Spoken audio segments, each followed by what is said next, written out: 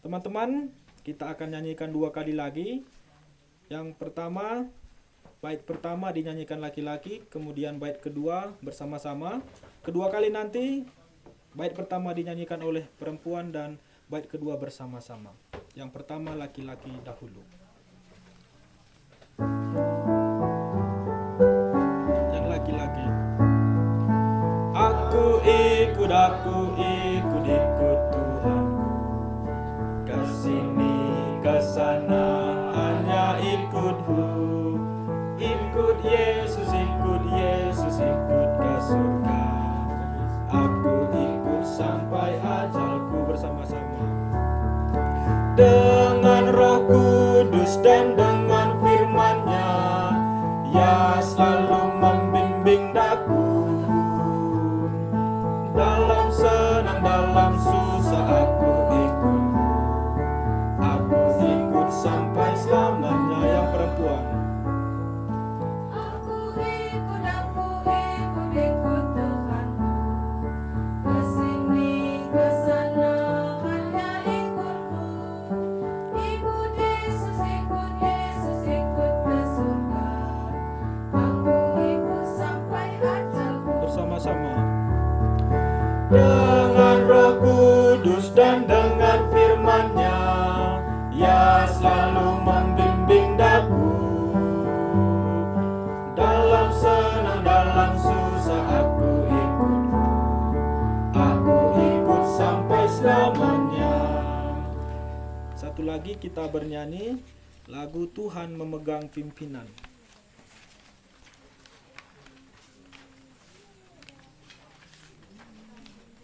Kita akan menyanyikan ketiga baitnya dan setelah itu kita serahkan kepada hamba Tuhan untuk memimpin sesi penutup. Lagu nomor 28, Tuhan Memegang Pimpinan.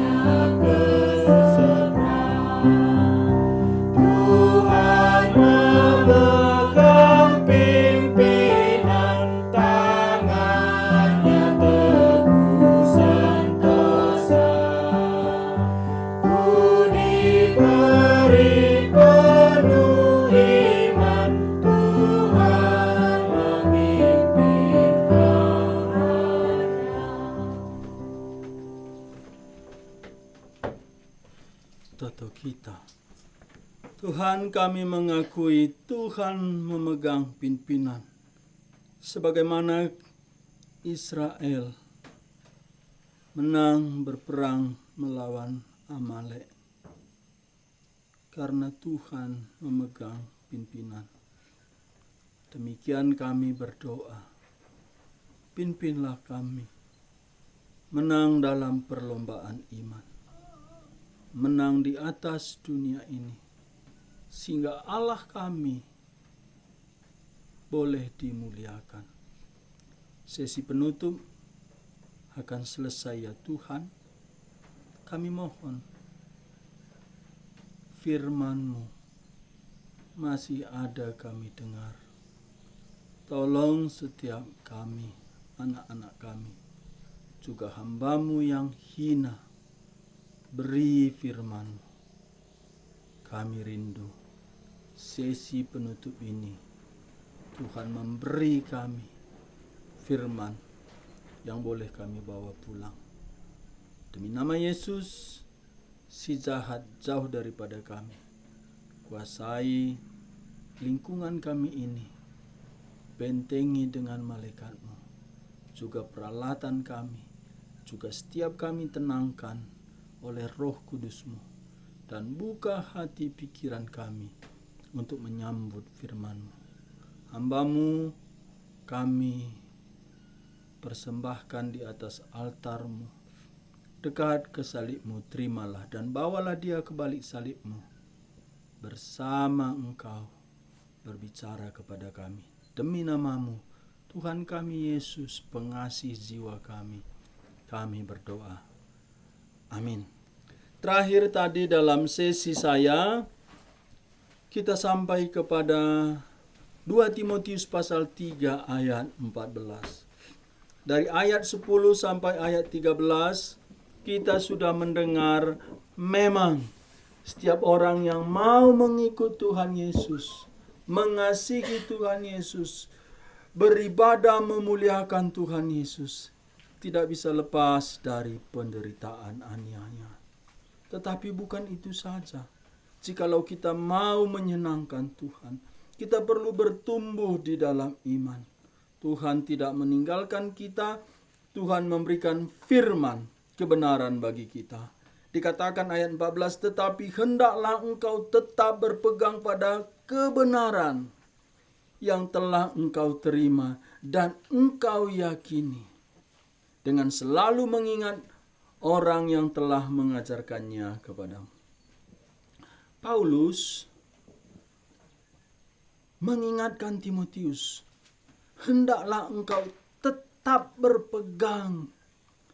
Tetap di sini tidak sewaktu-waktu, tidak jikalau, tetapi ini tetap. Ini seperti fondasi rumah yang tidak pernah berpindah kemana-mana. Rumah itu ada fondasi. Demikian hidup Timotius, pemuda yang masih muda ini, harus menanggung pelayanan yang ditinggalkan rasul besar. Apakah modal Timotius? Tetap berpegang pada kebenaran yang telah engkau terima. Kebenaran mesti kita pegang tetap. Kebenaran mesti kita terima. Kebenaran mesti kita yakini. Inilah yang ditinggalkan Paulus kepada Timotius. Apa itu kebenaran?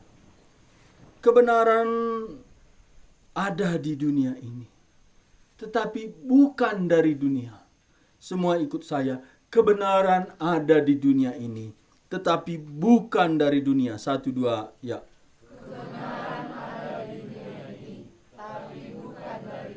Dari mana? Kita buka Yohanes pasal 18 ayat 37 sampai 38. Kebenaran ada di dunia ini, tapi bukan dari dunia ini. Untuk apa kebenaran diberikan ke dunia ini? Sama-sama kita baca Yohanes pasal 18 ayat 37 sampai 38. 1, 2, ya. Maka kata Pilatus kepadanya, jadi engkau adalah raja? Jawab Yesus, Engkau mengatakan bahwa aku adalah raja. Untuk itulah aku lahir dan untuk itulah aku datang ke dalam dunia ini, supaya aku memberi kesaksian tentang kebenaran. Setiap orang yang berasal dari kebenaran mendengarkan suaraku. Kata Pilatus kepadanya, apakah kebenaran itu? Tuhan Yesus berkata, engkau sendiri mengatakan aku raja. Memang aku raja. Aku raja yang datang ke dunia ini supaya aku memberi kesaksian tentang kebenaran.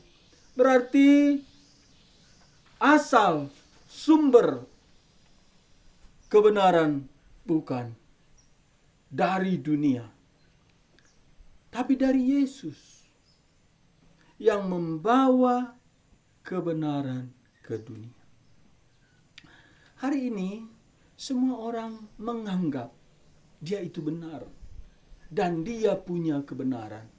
Disinilah kebenaran yang sejati itu ditolak. Tidak ada yang absolut menurut mereka. Tergantung. Itu kan katamu. Kalian pernah pikir apa ini artinya? Ini penolakan atas kebenaran yang mutlak. Inilah penolakan kepada Tuhan. Penolakan kebenaran itu penolakan kepada Tuhan. Jikalau kita berkata tergantung. Dan Paulus menuliskan dalam Roma pasal 1 ayat 18. Roma pasal 1 ayat 18. Penolakan kebenaran adalah awal mula dosa.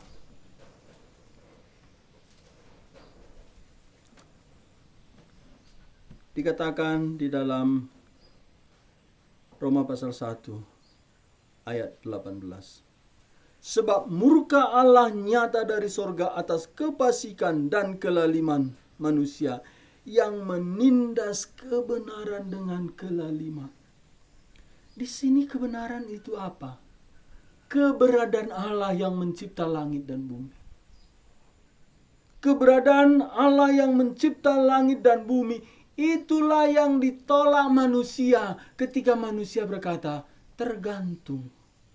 Berarti manusia tidak mengakui ada yang absolut, mutlak benar. Itu kan katamu. Itu kan agamamu. Itu kan menurut engkau. Beda. Aku ada lagi yang lain. Inilah yang menjadi jawaban Pilatus kepada Tuhan Yesus. Apa itu kebenaran?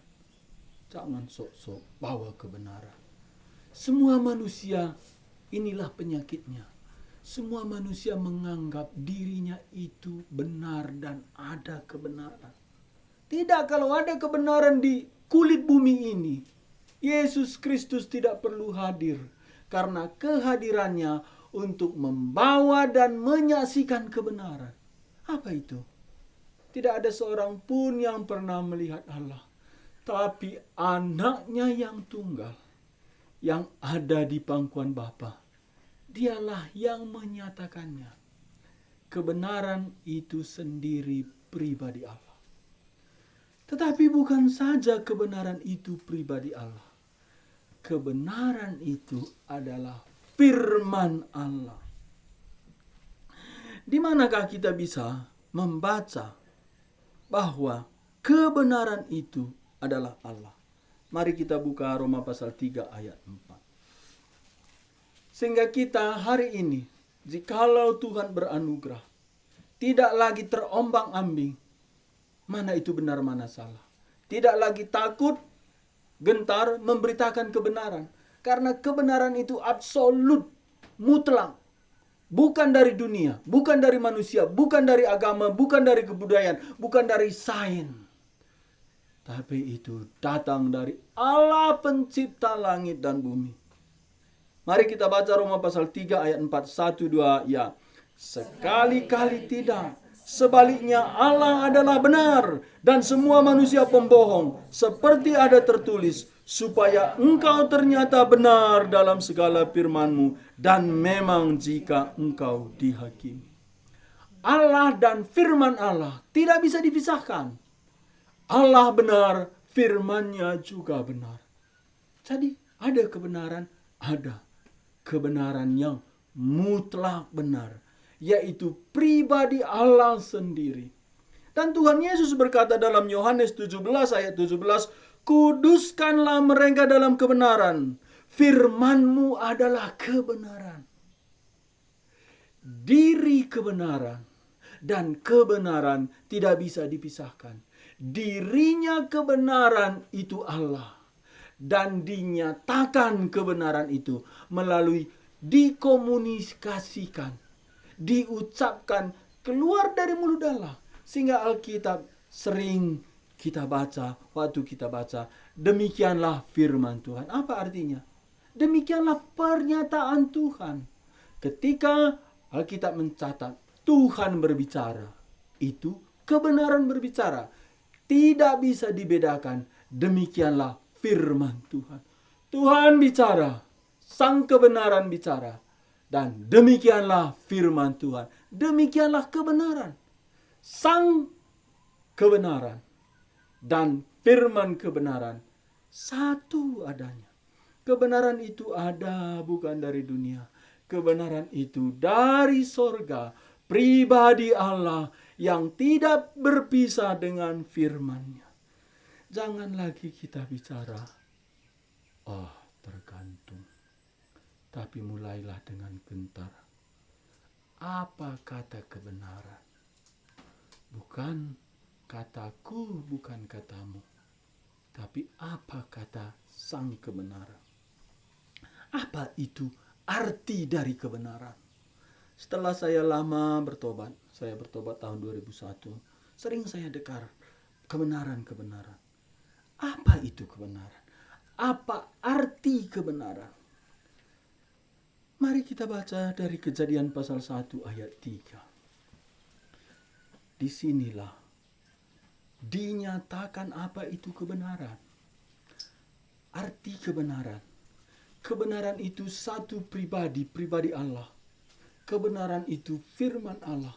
Pribadi Allah dan firman Allah tidak bisa dibedakan. Tidak bisa dipisahkan, tapi bisa dibedakan. Demikian Allah berfirman. Pribadi kebenaran mengeluarkan kebenaran. Apa itu kebenaran? Sama-sama kita baca Kejadian pasal 1 ayat 3, 1, 2 ya.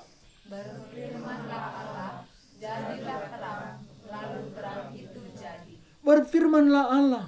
Tuhan Yesus berkata dalam Yohanes 17 ayat 17, firman-Mu adalah kebenaran. Berfirmanlah Allah. Berkebenaranlah Allah. Ketika Dia bicara, dikeluarkanlah kebenaran. Apa? Jadilah terang. Lalu terang itu jadi. Lalu terang itu jadi, inilah kebenaran. Apa itu artinya, Pak? Jadilah demikian. Apa artinya? Realita. Waktu Dia berkata, jadilah terang, realita langsung hadir. Sehingga kebenaran artinya real, demikianlah. Waktu saya belajar, dari dulu saya bingung. Puji Tuhan, kadang-kadang kebingungan kita diizinkan Tuhan lama baru kita ngerti. Seorang profesor dari seminari teologi, master seminari yang didirikan oleh John MacArthur, Profesor Stephen Lawson berkata, inilah kebenaran. Jadi realita, real. Jadi firman Tuhan itu real, jadilah demikian. Sehingga tidak bisa dikatakan tergantung orangnya. Kalau agamamu berkata begitu, itu kan menurut agamamu. Kalau kitab sucimu berkata begitu, itu kan kitab sucimu. Aku ada lagi. Tidak. Kebenaran itu absolut mutlak. Apa yang dinyatakan kebenaran, real, demikianlah jadi. Jadi kebenaran bukan satu persetujuan. Sekarang saya tanya ya, siapa tahu 2 tambah 2 berapa? Hah? Berapa 2 tambah 2? 4. Itu benar atau salah? Siapa yang bilang? Iya, karena itu kebenaran. Ini bukan persetujuan. Kalau kalian bilang, salah. Oh, ada umpamanya anak kecil. Umpamanya sini siapa paling kecil? Johnson ya. Johnson bilang, Pak, di sekolahku 2 tambah 2 4. 4 loh. Kita rame-rame gebukin dia. Tapi enggak jadinya ini. Contohnya, kita gebukin dia. Enggak, bilang 5. Apakah waktu kita gebukin dia itu 2 tambah 2 itu berubah 5? Inilah yang disebut absolut. Bukan karena kita menyetujui. Firman Tuhan itu kebenaran, setuju atau tidak, itu demikianlah realitanya. Apa yang dikatakan firman Tuhan tentang manusia, itulah realitanya tentang manusia.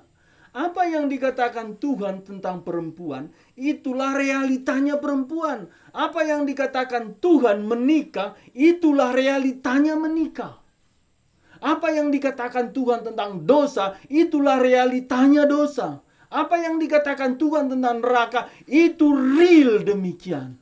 Inilah kebenaran. Tapi hari ini, manusia tidak suka kebenaran. Coba kalian pikirkan sejenak.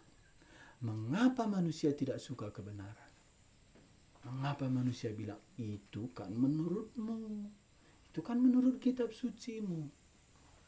Tahu tidak? Kejatuhan Adam dan Hawa. Karena dia menolak kebenaran absolut. Dia mau menjadi tuan kebenaran yang lain. Kalau kita menggeser firman Tuhan itu absolut, kita menjadi oposisi kebenaran. Itu sumbernya dosa. Kita mau menjadi Tuhan atas diri kita. Di situ inti dosanya itu. Kita mau Tuhan atas kebenaran. Dan kalau kita kupas lebih dalam, itulah keangkuhan manusia. Dia tidak mau takluk kepada firman Tuhan. Dia sebagai sumber interpretasi penafsiran kebenaran. Sehingga Paulus berkata, jikalau dihadapkan kepadamu ya Tuhan, ternyata engkau benar dan semua orang pembohong. Semua orang pembohong di sini artinya apa? Tidak bisa diabsolutkan pendapat manusia. Tidak bisa disejajarkan dengan firman Tuhan. Tidak bisa dianggap ini juga benar seperti firman Tuhan benar. Inilah awal dosa. Manusia menekan kelaliman. Roma pasal 1 ayat 18. Jadi awal berangkat dosa itu ketika Adam dan Hawa tidak menerima firman Tuhan secara absolut. Iblis datang. Kalau engkau mati. Enggak, engkau enggak mati. Enggak absolut mati. Kamu bukan mati. Sesungguhnya kamu akan seperti Allah. Jadi awal dosa ketika kita tidak mau takluk dan mengakui firman Tuhan itu realita dan demikianlah jadi. Saya tanya kalian, di mana pernah dalam Alkitab Tuhan bicara tidak jadi? Tuhan Yesus kemarin berkata kepada para murid, menyeberanglah. Aku akan menjumpai kalian di sana. Tuhan Yesus menyuruh ajar-ajar ini, murid-murid ini, duluan menyeberang. Berarti dia mesti datang. Tuhan Yesus berkata, ambillah keledai itu. Oh, para murid itu, keledai yang mana? Ambillah keledai itu. Nanti kalau ada yang tanya, kenapa kau ambil? Bilang aja, perlu Tuhan. Oh, salah satu murid ambil. Marahlah punya keledai. Dia bilang, perlu Tuhan. Ya, langsung dikasih. Tuhan berkata, Petrus, kau bilang, siapa tadi bayar pajak? Coba pikir, yang bayar pajak rakyat atau raja? Petrus bilang, ya rakyat dong. Tapi kenapa aku suruh bayar pajak? Aku kan raja di atas segala raja. Tapi supaya mereka tidak menjadi tertutup hatinya, supaya mereka jangan menganggap kita batu sandungan. Pancinglah. Nanti kau dapat ikan, dapat 2 uang perak. 1 pajak untukmu, 1 pajak untukku. Langsung Petrus pancing, langsung dapat 2 ikan. 1 ikan, 2 uang di dalam. Tapi kalian kalau mancing nanti nggak tanggung jawab ya kalau nggak dapat. Tapi persis kan? Itu realita kebenaran. Waktu Tuhan Yesus berkata, hei Lazarus, keluarlah. Lazarus itu keluar. Ini namanya kebenaran, realita. Jadi jangan kita menyamakan firman Tuhan dengan yang lain. Kita bahaya. Betul-betul dalam bahaya. Firman Tuhan ya dan amin. Firman Tuhan bersifat mutlak dan bersifat kekal. Yang pertama, sumber firman Tuhan itu Allah.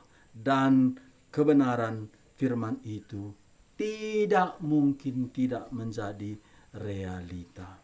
Allah menjadi sumber dan penentu kebenaran yang mutlak.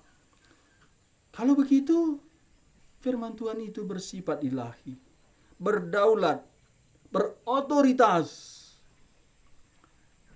keluar dari Tuhan, dan menggenapkan apa yang difirmankan di dalam kebenaran. Kalau Tuhan bilang ini benar, itu pasti benar.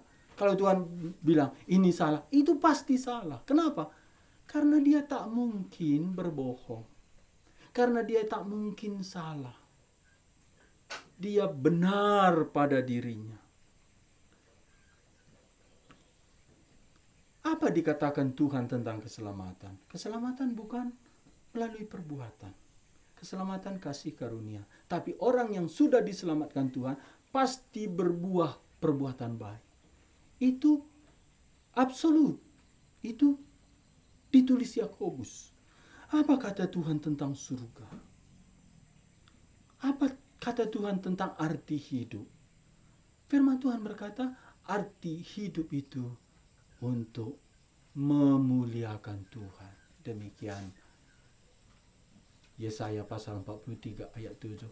Kalau kalian cari arti hidup di laga ayam umpamanya, bisa tidak dapat? Tidak. Nggak bisa, karena arti hidup sudah difirmankan Tuhan. Itu kebenaran hanya di dalam kita memuliakan Tuhan. Yang kedua, kebenaran itu berkuasa.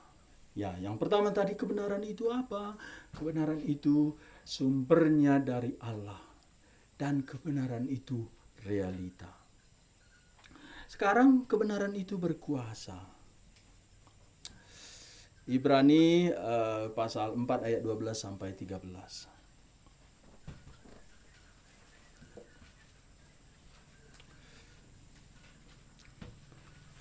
Siapa dapat baca ya? Ibrani 4 ayat 12 sampai 13.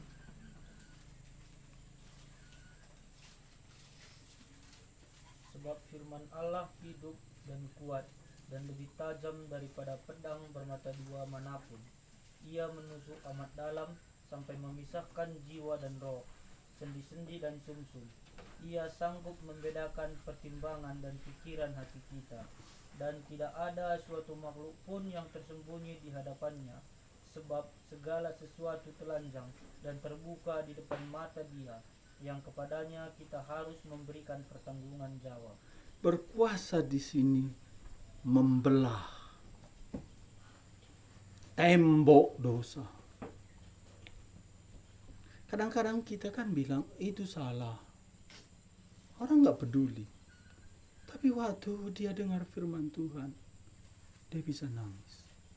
Suatu hari saya pimpin retreat, ada ibu nangis. Di luar ada lagi bapak menangis. Lalu yang bapak ini mesti saya tolong 2 jam, gak berhenti nangis. Belum pernah saya ketemu begitu bapak-bapak.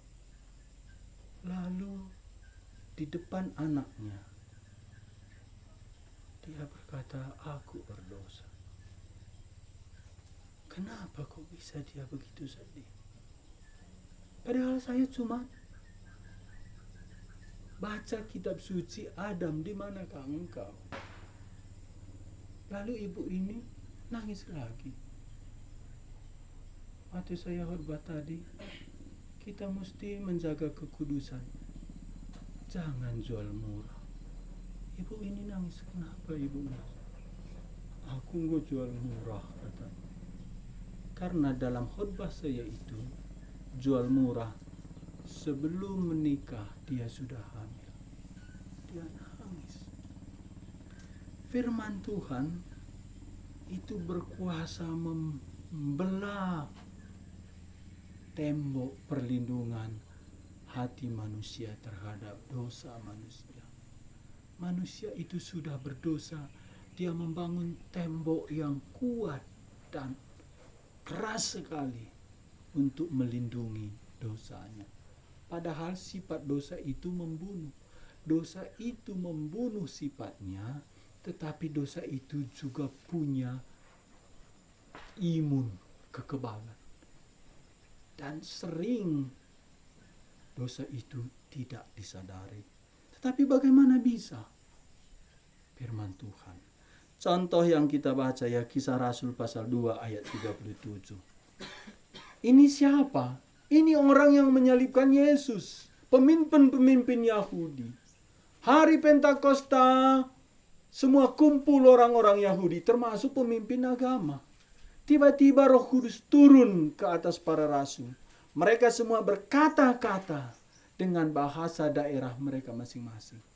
Tiba-tiba ada orang menghina mereka. Weh, minum tua lu. Mabuk. Ini hari Paskah kok mabuk?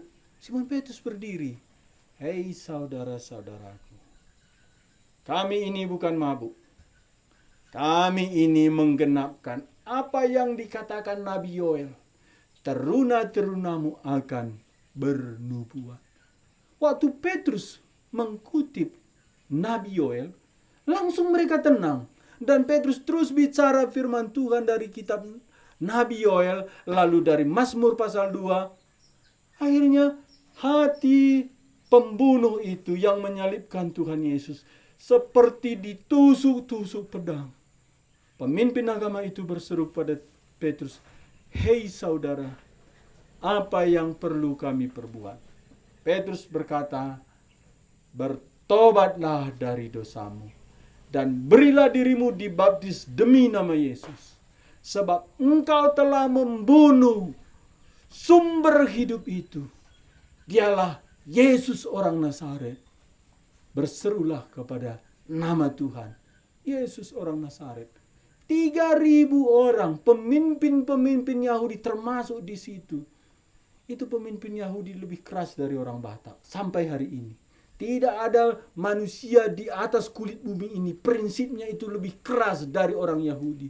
Itu Amerika, Eropa, nggak peduli dia. Makanya itu orang Indonesia goblok. Main-main dia sama orang itu. Hampir berapa kali habis negaranya Israel. Dia berapa kali hampir punah. Tapi masih ada. Kenapa? Karena ada janji Tuhan. Mereka itu keras. Karena di balik itu mereka memegang ada janji. Tapi di sini orang Yahudi yang keras hatinya itu tiba-tiba menangis. Menangis. Ini kenapa orang yang baru 40 hari yang lalu bunuh Yesus tiba-tiba menangis? Karena firman Tuhan membongkar dosa. Jadi nggak usahlah bilang engkau berdosa nak, engkau bertobat deh. Nggak usah, baca aja firman Tuhan. Karena manusia yang berdosa, upah dosa kematian. Itu jauh lebih berkuasa. Jadi kebenaran itu berkuasa mengungkapkan dosa. Tapi setelah itu firman Tuhan ini menyembuhkan. Jadi firman Tuhan itu seperti seorang dokter bawa pisau bedah ya di kakinya ada duri ya, bedah sakit, wow sakit tidak di bedah? Ya sakit sakitlah, tapi dikeluarkan durinya. Kalau dokter itu tidak gila, dokter itu pasti kasih obat ya. Mana ada dokter, mana mau operasi ini? Oh sini operasi, cek, keluarkan, pulang katanya. Ada enggak? Firman Tuhan itu ada pisau untuk membelah, mengeluarkan dosa. Lalu ada balsam untuk menyembuhkan. Itu disebut menyegarkan jiwa. Mazmur 19 ayat 7. Taurat Tuhan itu sempurna. Ayo kita baca yang lemas-lemas karena itu yang menyegarkan. Mazmur 19 ayat 7.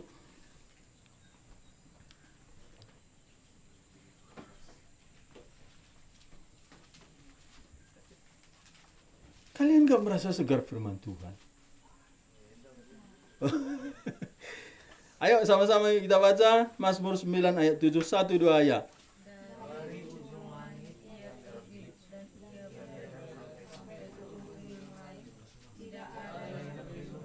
Mazmur 19 ni kuna lagi. Hah? Mazmur 19 ayat 7. Enggak, Mazmur 19 ayat 7. Taurat Tuhan itu sempurna menyegarkan jiwa. Iya, ada ayat 7, ada ayat 8 ya. Memang ada perbedaan sedikit. Taurat Tuhan katanya. Udah bisa lihat ya, Mazmur 19. Memang ada tadi di dalam ada ayat 8, ada ayat 7 ya, tapi Taurat Tuhan katanya. Dah bisa kita lihat? Ayo Taurat Tuhan sama-sama 2 ya. Taurat itu sempurna, menyegarkan jiwa. Peraturan Tuhan itu teguh, memberikan hikmat kepada orang yang tidak berpengalaman. Iya, menyegarkan. Jadi kalau hatiku ini sedih, semangatku sudah lumpuh, jangan main TikTok, tapi minta Tuhan memberikan firman-Nya. Waktu firman Tuhan menerangi pikiran kita, hati kita adem seperti puncak adem, lalu segar. Carilah firman Tuhan. Jangan melarikan diri ke narkoba, ke yang lain. Taurat Tuhan itu sempurna, menyegarkan jiwa. Saya itu kalau tidak baca firman Tuhan, sepanjang hari itu ada seperti sumbat-sumbat dalam jantungku ini gitu. Hatiku tidak tenang. Tapi setelah ada firman Tuhan, segar. Ya. Berapa sudah kita dengar tentang kebenaran di sini? Karena firman dan kebenaran itu sama. Nah, apa yang sudah kalian dengar tentang kebenaran? Sumber kebenaran tadi? Dari Allah. Realita artinya. Jadilah demikian. Lalu, apa lagi? Kebenaran itu berkuasa mengungkapkan dosa. Lalu yang ketiga apa? Kebenaran menyegarkan jiwa. Kebenaran menyegarkan jiwa. Yang keempat, kebenaran memberikan kekayaan. Kalian dengar yang keempat ini tadi? Apa? Iya. Kebenaran yang memberikan kekayaan. Siapa mau kaya? Angkat tangan. Mantap. Dia bilang tidak bayar. Kita baca ya Kolose pasal 3 ayat 16.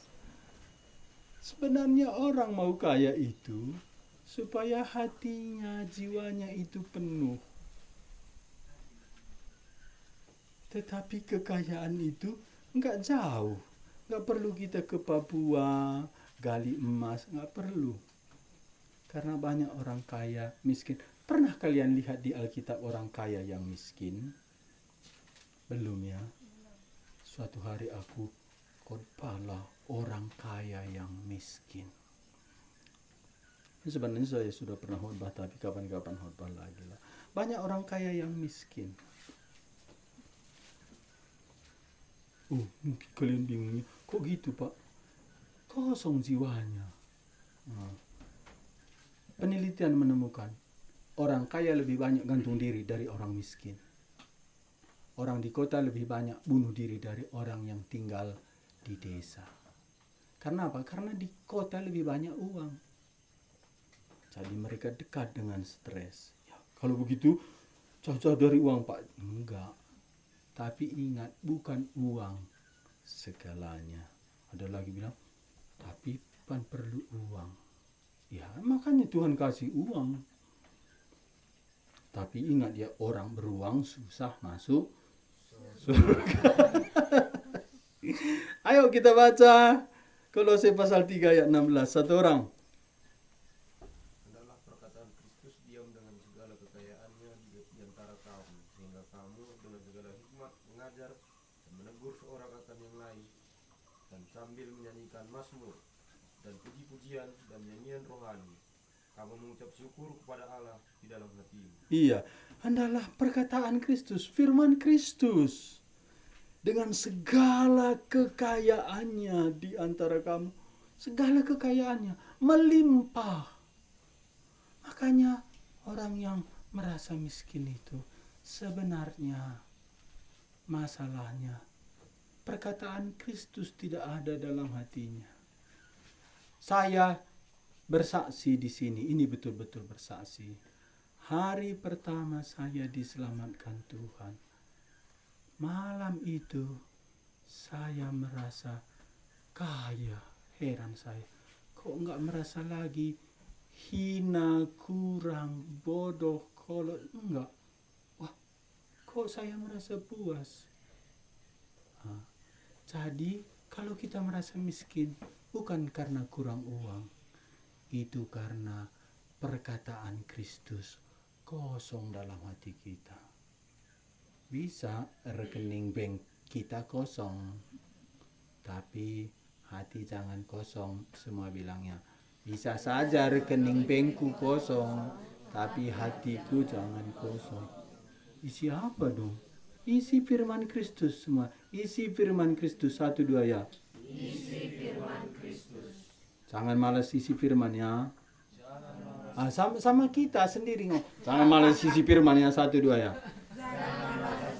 Awas lu. Kalau malas, gue cubit. Cubit lu.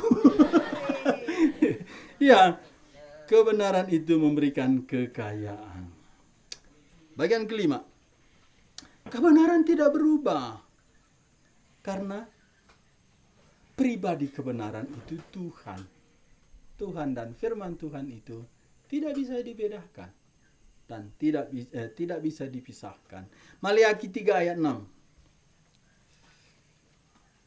Jadi dari zaman Adam, Henokh, Nuh, Abraham, Musa, Yesaya, sampai zaman Pontius Pilatus, Rasul Paulus, dimanapun, baik di Timur Tengah, baik di Asia, baik di Eropa, baik di Tanah Karo, di Langkat ini, kebenaran itu sama, tidak berubah. Sama-sama ya, Maliaki 3 ayat 6, 1, 2 ya. Bahwasanya aku Tuhan tidak berubah, dan kamu Bani Yakub tidak akan lenyap. Kebenaran pasti sama dari generasi ke generasi. Orang Belanda bawa Injil, orang Tanah Karo terima Injil, Nomensen bawa Injil, di Tobat terima Injil. Kebenarannya sama, tidak berubah. Ini enak ayatnya, Ibrani 13 ayat 8. Kok ayatnya enak Pak? Iya ya, memang enak. Kalau kalian belum pernah merasa firman Tuhan itu enak, kasihan kali lah. Betul. Masamlah mukanya yang belum kenal Tuhan. Tuhan itu kan kebenaran. Yang ada Bapa di surga, yang ada Bapa di surga. Bersuka-sukaan, bersuka-sukaan. Ke Sion, jalan ke Sion. Itulah kami ke Sion, berjalan ke kota Allah. Karena dia berjalan ke kota Allah, kebenaran. Dia berjalan bersama kebenaran firman Tuhan. Dia senang dia ke Sion. Kalau nggak ada kebenaran, kasihan. Kan itu ya. Lagu itu sebenarnya ada ejekan, tapi kita kadang-kadang masamlah mukanya. Itu kan dia ejak ya. Aku masa mukaku tidak ya. Kan gitu lagu itu. Tapi itu lagu yang senang. Beribu padang yang permai. Itu beribu padang yang permai itu ada lembah, ada gunung. Jadi ada penderitaan, ada kesulitan. Tapi karena dia menuju ke Sion, walaupun menderita, ke Sion, kami berjalan ke Sion. Ikutlah kami ke Sion, berjalan ke kota Allah. Kalau ada Tuhan, Sion. Tapi di sini enggak lagi ya. Tuhan adalah kebenaran, firman-Nya kebenaran tidak berubah. Ibrani 13 ayat 8. Ini lagu anak saya, pernah saya nangis dengar dia nyanyi. Yesus Kristus tak berubah selamanya. Dari ayat ini. Jadi jangan kalian, aku kurasa ditinggalkan Tuhan ya. Aku kurasa dilupakan Tuhan. Enggak. Dia sama. Waktu mati di salib, waktu menyelamatkan kita, hari ini, besok, lusa. Sama dia mengasihi kita. Sama-sama Ibrani 13 ayat 8. 1, 2 ya. Yesus Kristus tetap sama. Baik kemarin maupun hari ini. Dan sampai selama-lamanya. Tuhan Yesus tak berubah. Sampai selamanya.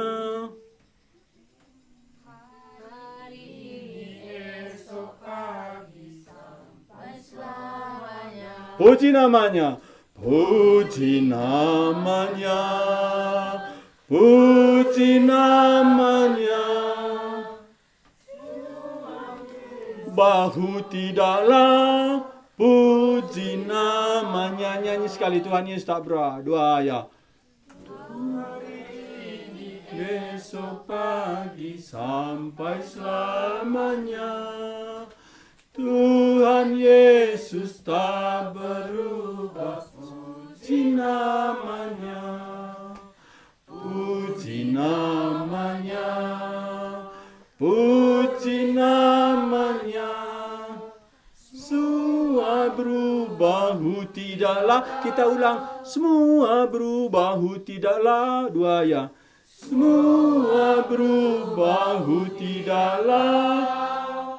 Puji namanya. Ya, enak ini Tuhan Yesus. Waktu aku sedih, dia tidak berubah. Waktu aku berdosa, dia tetap mengasihi aku. Tapi dia sedih. Kenapa dia sedih? Karena dia terlalu sayang sama kita. Roh Kudus sedih. Kalau dia sedih, dia pergi enggak? Enggak.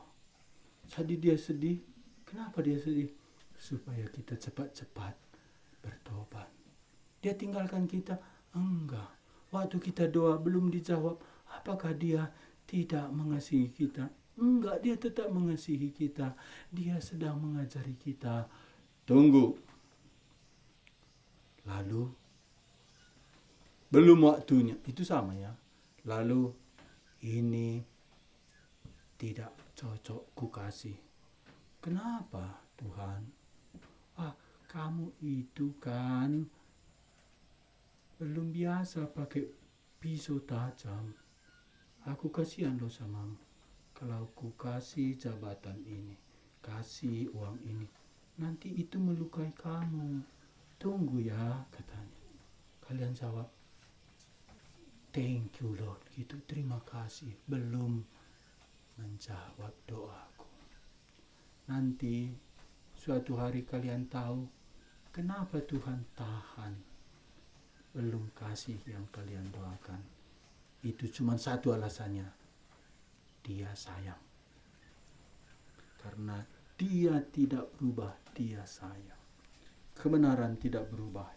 Yesus Kristus adalah jalan hidup dan kebenaran. Dia tidak berubah. Dia setia selalu sampai selama-lamanya di dalam kekekalan. Kasih-Nya tidak berubah. Hari ini, besok, lusa, sampai selamanya. Dia tidak berubah. Yang keenam, ada berapa Pak? Cuma 7, sudah 5. Yang satu tadi apa? Kebenaran sumber dari Allah dan realitas. Ya, yang kedua. Yang ketiga, menegarkan jiwa. Yang keempat, Memberi kekayaan. kekayaan. Kelima, Kebenaran tidak berubah. sekarang kebenaran menghidupkan. Yohanes 6 ayat 63.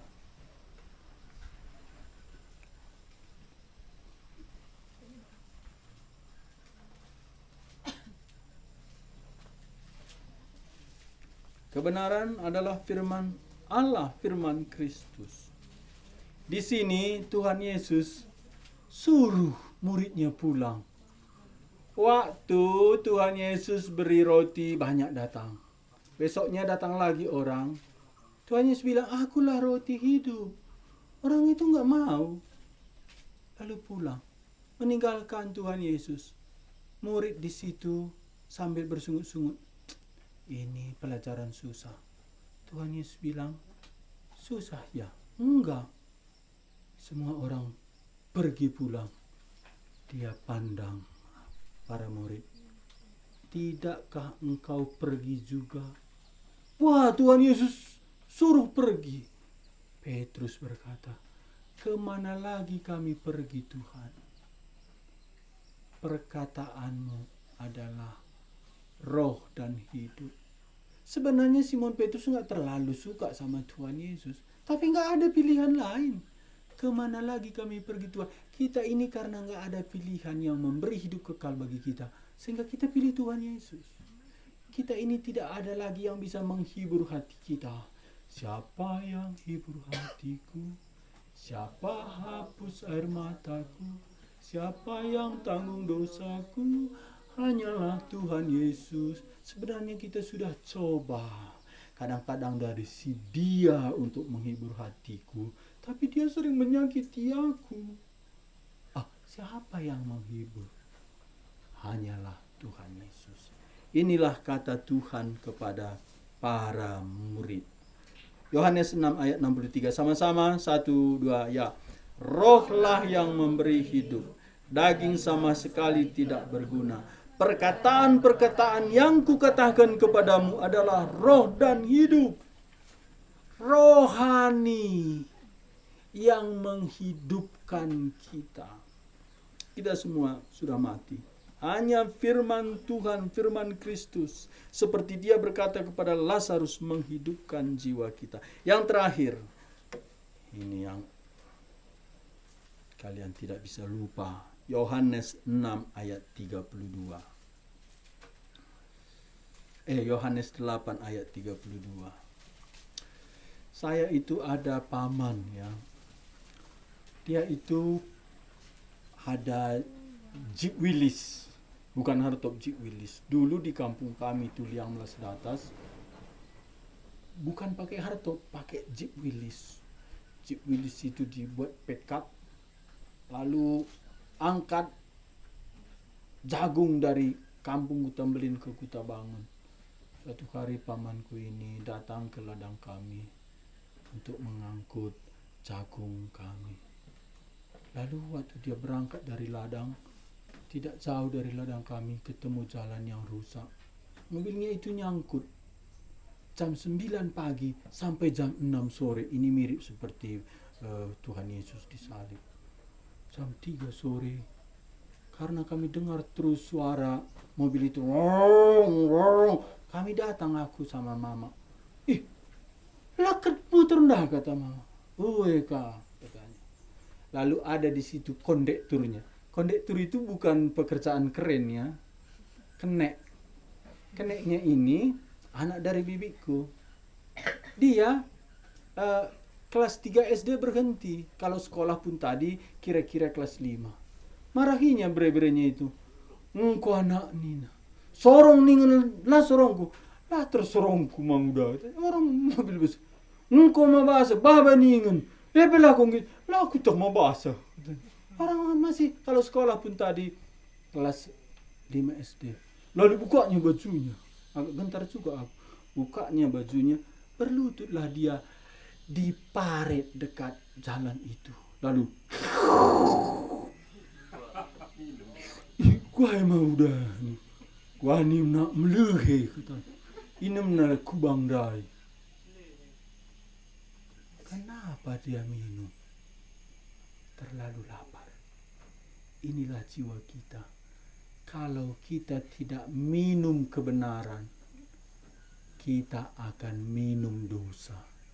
Sehingga untuk kita jangan minum dosa, mesti minum kebenaran. Inilah arti ayat ini kita baca Yohanes 8 ayat 32 sama-sama.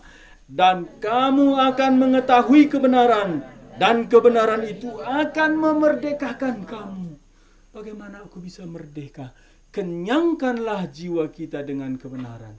Sehingga dosa itu kita lihat air parit yang penuh dengan kuman merusak ginjal kita, merusak usus kita, membuat kita sakit dan mungkin membunuh kita. Demikianlah dosa. Tapi kenapa ku minum, Pak? Karena belum minum kebenaran. Kebenaran memerdekakan ketika kebenaran itu memenuhi jiwa kita. Sekarang kita review. Hari ini kita selesai. Jangan lupa bawa pulang kebenaran. Tinggalkan tempat ini, tapi jangan tinggalkan kebenaran. Pertama tadi kebenaran apa? Bersumber dari Allah. Artinya realita jadilah demikian. Lalu yang kedua, kebenaran berkuasa membongkar dosa. Yang ketiga, kebenaran menyegarkan jiwa. Yang keempat, kebenaran memberikan kekayaan. Kita tidak merasa kurang lagi. Lalu yang keberapa sekarang? Yang kelima apa? Kebenaran tidak berubah. Lalu yang keenam, kebenaran menghidupkan. Yang ketujuh, mana yang paling kalian sukai dari semua ini? 7. Nomor 7 ya. Ada nomor 1, ada nomor 6, ada nomor 7. Tidak berubah. Apa lagi? Siapa yang semua aku suka? Iya, sebenarnya ini bersifat tunggal.